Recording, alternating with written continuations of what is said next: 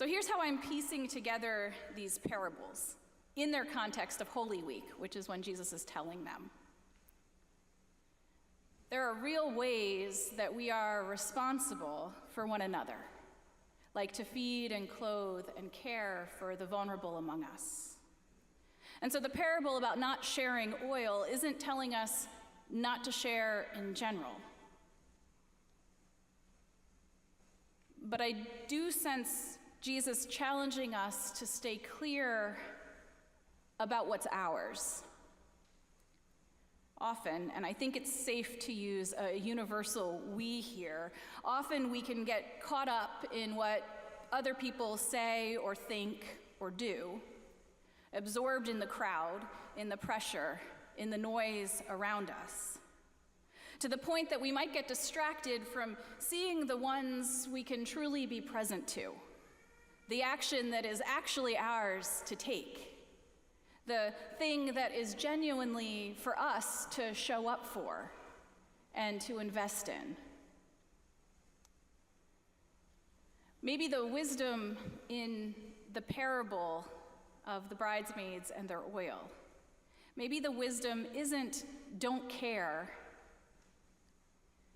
but maybe it's don't confuse tending to other people's lamps with tending to your own.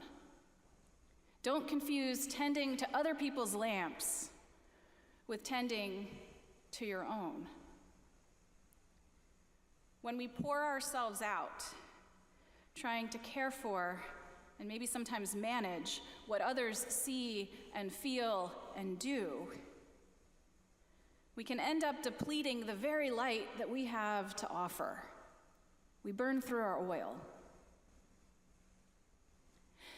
Jesus himself offers an example of this wisdom. He embodies it. Throughout Holy Week, he is in the thick of the noise and the crowds, the betrayal and the taunts. But he stays focused on his journey, first into Jerusalem, then to the table where he shares a final meal with his friends, onward to Gethsemane, where he prays in anguish, and then to the cross, and to the tomb, and to the stone that's rolled away. He tends to his lamp. His light shines on.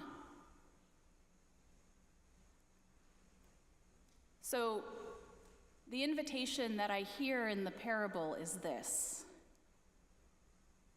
the oil you tend is yours. It comes from who you are.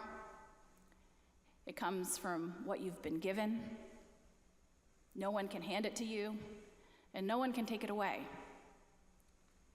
So tend to your lamp, to the oil already there, to the wisdom and resources already close, so that you are able to care in the ways that are yours, to see others clearly, to be present as fully as you can, to speak with integrity, to be ready and prepared to let God's light shine through you.